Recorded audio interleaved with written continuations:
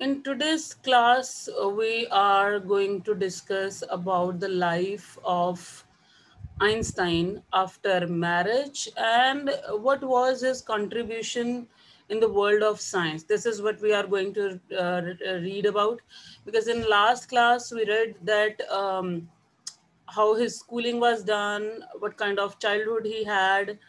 So last time we left with the part when we read that Einstein went to university in Zurich to complete his higher studies. Now there he was not only attracted, he was not only interested in the field of science, he also felt a special interest in a fellow student, Mileva Merrick, whom he found to be a clever creature. Now, what happened? He was attracted to a girl whose name was Mileva Merrick. And all of us know that we get attracted to the people who have same interest like we have. So you must have seen in your classrooms also that like people create their own groups. If all are certain group, certain number of children are interested in making mischief all the time, they will form their group. If some children are interested in studying only, they will also choose their friends and form a group. So, in the same way, he was attracted to a girl who was equally intelligent as he was. This young Serb had come to Switzerland because the university in Zurich was one of the few in Europe where women could get degrees. Now, Serb means, as we call people from India, Indian, as in the same way, Serb means she belonged to the country. Uh, Serbia, and she is the girl who came to Switzerland, and the reason behind her coming to this place was that there was only one university in Zurich, and it was known for giving education to women. It was one of those few universities in Europe which gave education, which gave degrees to women. So Einstein saw in her an ally against the Philistines. Einstein found that she was the girl who could stand beside him against the people who were not interested in art, literature, or music. Ally means a kind of companion or friend, and Philistines mean those people who are not interested in art, literature, or music. Those people in his family and at the university whom he was constantly at odds. Constantly means continuously, at odds means being against. So he was against such kind of people who didn't like art, literature, or music. And these people were there in his family also and in university also. So this girl could be a kind of support for him to stand against these people. So let us survive in which they put their affection into words, mixing science with tenderness. And you know that if you are interested in some subject, then even if you are having general talk with somebody else, you will mention few things from your subject. So same happened with these two people. When they used to write down letters, science was there, mixing of science was there in their letters. So in one letter, Einstein wrote, "How happy and proud I shall be when we both have brought our work on relativity to a victorious conclusion." So Einstein wanted to do something, wanted to prove something about relativity, and he thought that if this girl Mileva would support him, then they are going to make a big discovery and it would be a victorious conclusion. So this could be read in one of his letters. So in eighth paragraph, now we see what happened in his life. In 1900, at the age of 21, Albert Einstein was a university graduate and unemployed. He worked as a teaching assistant, gave private lessons, and finally secured a job in 1902 as a technical expert in the patent office in Bern. Now, what happened at the age of 21, Albert Einstein didn't have any work to do. He was graduate, but he didn't have any job. Then he started working as a teaching assistant, means you can say assistant teacher, and he used to give private tuitions lessons. And then he finally got a job of technical expert in a patent office in 1902. Now let me tell you what does a patent office do. You must have heard that if some author writes a book, then he gets copyright for it. Means to claim the originality of his written work, so that nobody else can claim that he has written it. Because it sometimes happen, if somebody publishes the copy of it, and you don't have copyright of your original work, then you can't sue that person, you can't take action against that person, so you have to take a copyright for that. So in the same way, if somebody does a kind of discovery, does some invention, then he has to get the patent for it. Means he would claim that this is the invention, this is the discovery made by me only, nobody else has done it in past, and in future if somebody gives the same result by using same method as I have used, then I can take action against that person. So whatever I have done, this is new, so I want patent for that. Now what does a patent office does? It doesn't give patent to everyone. They go in their investigations, right? They find out that whatever the applicant is saying, everything is correct, and then they give a patent. So when um, in 1902, finally Einstein got a job of technical expert in patent office, where his work was to assess the people's invention. So whoever came there for getting patent on his or her invention, Einstein was supposed to assess that invention, to make everything clear that yes, this person can get patent for this thing.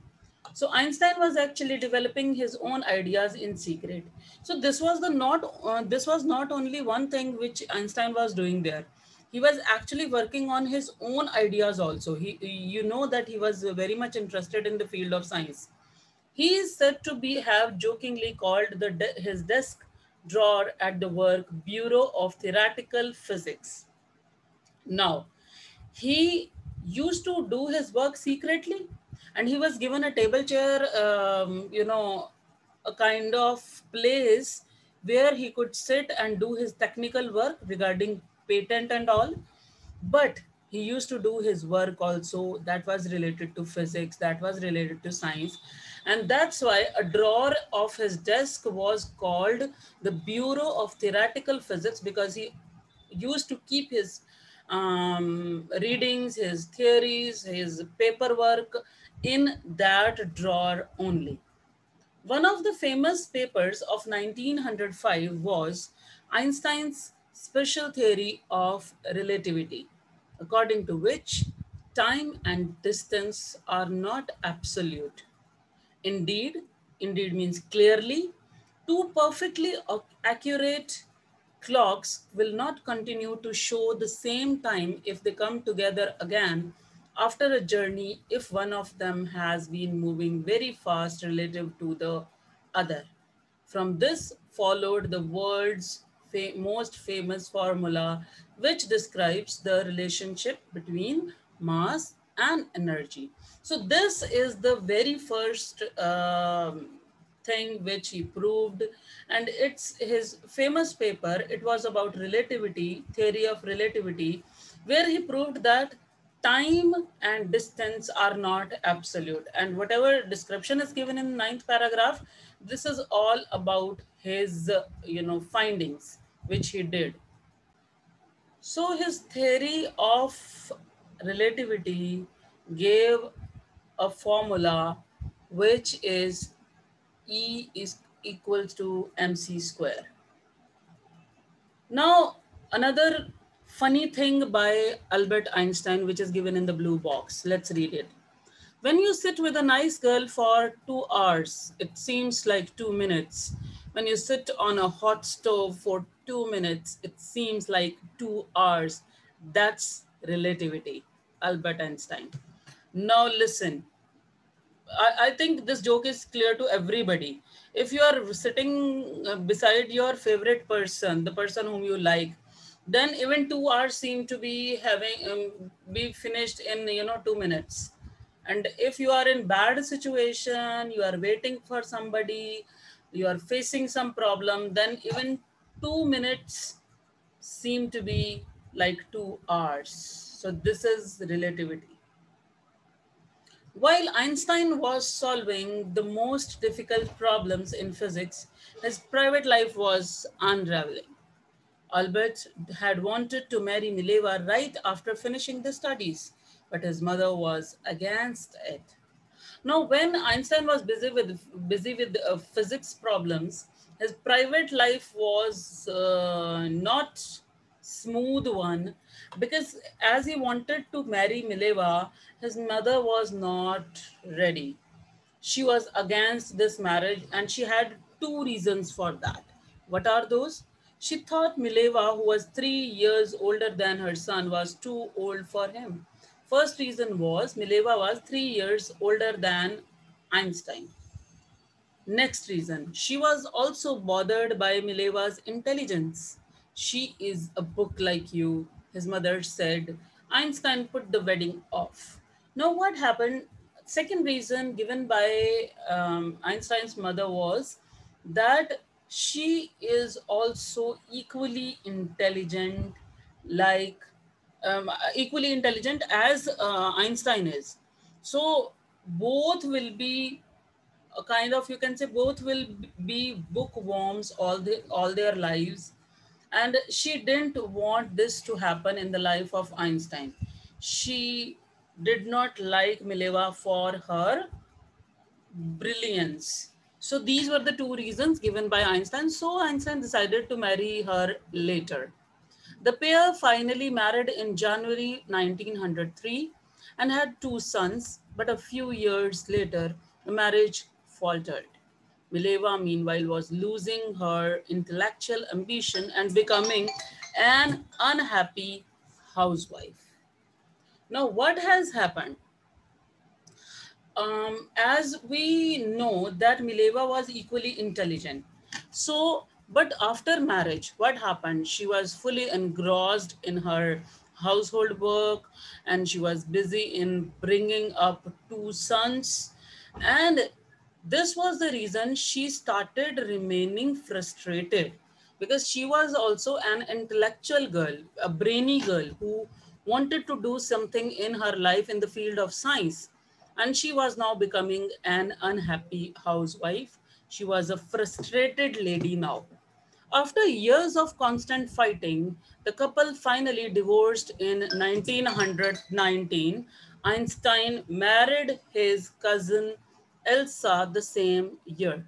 Now, what happened with both, that they kept on fighting all the time? So finally, they got divorced in 1919. And then Einstein married his cousin Elsa same year. Now, what happened after the second marriage? Einstein's new personal chapter coincided with his rise to world fame. Now, second marriage was fortunate one in his life. His personal life, means his wedding, his married life, came in harmony with. It was like totally in sync with his life, what he was going to do in the field of science, means his research work and all. So both went nicely with each other. In 1915, he had published his General Theory of Relativity, which provided a new interpretation of gravity. An eclipse of the sun in 1990 brought proof that it was accurate. Now, what happened in 1915? He published another paper which was on general theory of relativity, and it gave a new definition to gravity. And after that, there was a solar eclipse, and it gave a proof to the world that whatever Einstein has mentioned in his paper is absolutely correct. So Einstein had correctly calculated in advance the extent to which the light from fixed stars would be deflected through the sun's gravitational field. So this is the line which says that what Einstein wanted to say. He had correctly calculated in advance that which light from fixed star would be deflected through the gravitational field of sun. So this is the theory which was given by him 1915, and then it was proved in 1919 because of solar eclipse. The newspapers proclaimed his work as a scientific revolution. He became world famous, and his work was renowned and liked by everyone. Einstein received the Nobel Prize for Physics in 1921. He was showered with honors and invitations from all over the world and lauded by the press. He was applauded, he was praised by the press. Everywhere you could see, everyone could see his pictures, his thoughts, and whatever he has, his statements actually. So now in 14th paragraph, we will read what is his contribution in in maintaining world peace. So in this paragraph, it's given, when the Nazis came to power in Germany in 1933, Einstein emigrated to the United States. Now, when Nazis started ruling in Germany, then Einstein emigrated, means he went to United States. 5 years later, the discovery of nuclear fission in Berlin had American physicists in an uproar. Now, after 5 years, 5 years later, the discovery of nuclear fission was done in Berlin, and it left with a kind of worry. Many of them had fled from fascism, just as Einstein had. And now they were afraid the Nazis could build and use an atomic bomb. Now, these physicists who were living in America were worried because of nuclear fission discovery in Berlin, because they were afraid that Nazis could drop an atomic bomb. At the urging of a colleague, Einstein wrote a letter to the American president. Now, some colleague of Einstein motivated him to write a letter to American President Franklin D. Roosevelt, and he wrote it on 2nd August 1939, in which he gave a kind of warning to President, and he said, a single bomb of this type exploded in a port might very well destroy the whole port together with surrounding territory, some of the surrounding territory. His words did not fail to have an effect. His words were not wrong. The Americans developed the atomic bomb in a secret project of their own and dropped it on the Japanese cities of Hiroshima and Nagasaki. So Americans also developed an atomic bomb, and then what did they do? They dropped it on Japanese cities, Hiroshima and Nagasaki. Einstein was deeply shaken by the extent of the destruction. He was feeling very bad because of this destruction. This time he wrote a public missive. Now, this time he wrote a long letter, descriptive letter to the United Nations, where he told them In it, he proposed the formation of a world government, not a country's government. There should be a world government to control all these wars and weapons also. Unlike the letter to Roosevelt, this one made no impact. But over the next decade, Einstein got ever more involved in politics, agitating for an end to the arms buildup and using his popularity to campaign for peace and democracy. Now, what did Einstein do? He actually got involved in politics, and the reason for that was he wanted to put the end to arms. He was deeply sad or deeply disheartened by the destruction. So that's why he started working for peace and democracy on the international level. Now, he used his popularity as a scientist to campaign against the arms and in favor of peace. And when Einstein died in 1955 at the age of 76, he was celebrated as visionary. Visionary is a person who can look beyond we all can look, means he can look in future time, and world citizen as much as a scientific genius. He was not only a scientific genius, he also did so much work for the sake of peace, and he was in favor of no arms, no violence, and he worked a lot for peace and harmony at international level.